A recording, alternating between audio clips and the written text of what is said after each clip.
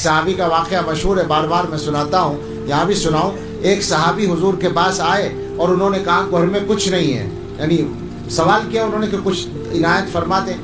اللہ کے رسول صلی اللہ علیہ وسلم کے پاس جو کچھ ہوتا تھا آپ دیتے تھے، لیکن اس دن آپ نے نہیں دیا۔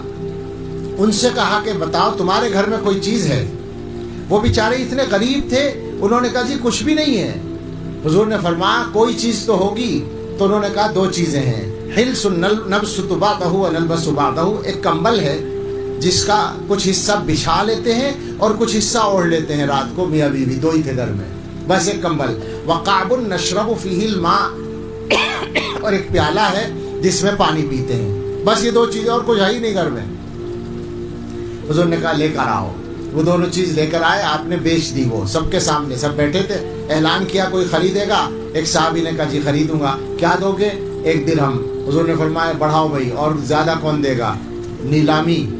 تو 2 درہم ایک صاحب نے دیے، آپ نے کہا ٹھیک ہے، ان کو وہ چیزیں دے دی اور درہم ان سے لیے اور ان کو دیے، اور ان سے کہا کہ جاؤ 1 درہم کا کھانے کا سامان خرید کے گھر والوں کو دو، اور 1 درہم کی کلہاڑی خرید کے میرے پاس لاؤ۔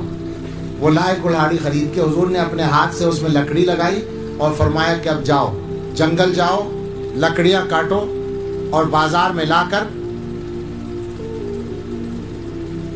بیچو۔ تو ان سے فرمایا کہ جنگل جاؤ، بازار میں جاؤ، لکڑیاں کاٹو اور بازار میں بیچو، ولا ارینک 15 یوما، 15 دن اپنی صورت مجھے مت دکھانا، یعنی کماؤ، پیسے کماؤ جا کر۔ 15 دن کے بعد وہ آئے تو ان کے پاس ضرورت کا سامان تو انہوں نے گھر میں کرا ہی ہوگا، 10 درہم بچے ہوئے بھی تھے۔ حضور نے فرمایا یہ اچھا ہے اس سے کہ تم دوسروں کے سامنے ہاتھ پھیلاؤ، یہ دوسروں کے سامنے ہاتھ پھیلاؤ گے تو قیامت میں ذلت نصیب ہوگی۔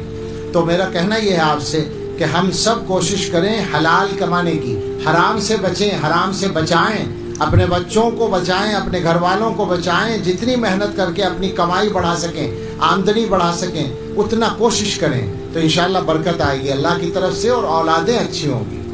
یہ 2-3 باتیں ایسی ہیں جو ہر جگہ عام ہیں بالکل، ایک تو یہ قرآن سے غفلت، ایک یہ سودی قرضہ، اور ایک یہ نشہ۔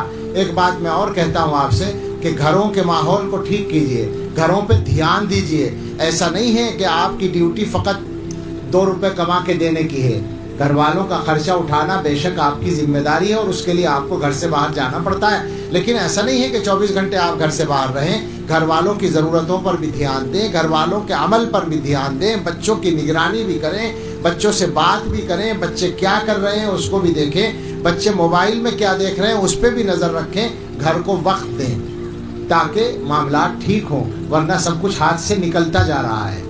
ایک بات اور کہوں گا، آپس کے جھگڑوں لڑائیوں کو ختم کریں۔ مجھے نہیں پتا آپ کے یہاں کیا حال ہے، مگر جہاں مسلمان ہیں وہاں اختلاف ہے، ہوتا ہی ہے، اس جھگڑے کو ختم کریں۔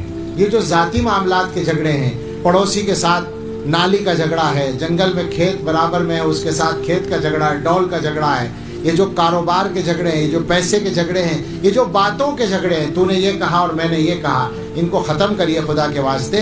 اللہ کے یہاں جنت میں جانے میں رکاوٹ ہو جائے گی ان کی وجہ سے۔ دنیا میں آپس کے معاملات کو صاف کر لیں، اور جو آدمی آگے بڑھ کے صاف کرے گا اسے اللہ عزت بھی دے گا، برکت بھی دے گا۔ یہ مت سمجھنا کہ میری توہین ہو جائے گی، اور زیادہ عزت ملے گی اللہ کی طرف سے۔ خدا کے واسطے زندگی کو بدلنے کا ارادہ کریں۔ بس میری بات کا خلاصہ یہ ہے کہ زندگی جیسی چل رہی ہے یہ چلنے کے لائق نہیں ہے، جو حالات چل رہے ہیں وہ اطمینان کے لائق نہیں ہیں۔ ان حالات کو ٹھیک کرنے کے لیے اپنی زندگی کو بدلنے کی ضرورت ہے۔ اس مدرسے کے جلسے سے اگر آپ یہ 2 باتوں کا پیغام لے جائیں، ایک قرآن کی تعلیم کو عام کرنے کا اور ایک گھروں کے اندر جو معاملات و حالات ہیں ان کو ٹھیک کرنے کا، تو ہم سمجھیں گے کہ جلسہ کامیاب ہے اور ہمارا آنا ہمارے لیے انشاءاللہ خیر کا ذریعہ ہے۔ دعا ہے کہ اللہ تعالیٰ ہمیں سبھی کو اپنے حالات کو ٹھیک کرنے کی توفیق دے، ذہنوں سے دماغوں سے یہ نکال دیں کہ ہم اچھے ہیں۔ اللہ کے سامنے کھڑے ہونے کا خیال کریں اور سوچیں کہ اللہ کے سامنے کھڑے ہو کے میں کیا جواب دوں گا اپنے اعمال کا، تب پتہ چلے گا میں کتنا اچھا ہوں۔ اس کو سامنے رکھ کر طے کرنا پڑے گا، پھر اسی حساب سے اپنے آپ کو تیار کرنا ہے۔ اللہ تعالیٰ آپ سب کو، ہم سب کو توفیق دے، اور اس مدرسے کے نظام کو جو یہاں چل رہا ہے اور زیادہ استحکام اور ترقی عطا فرمائے، ان کے کاموں میں مدد فرمائے، اور آپ سب کو اللہ تعالیٰ خوش رکھے۔ آمین۔ وآخر دعوانا الحمدللہ رب العالمین۔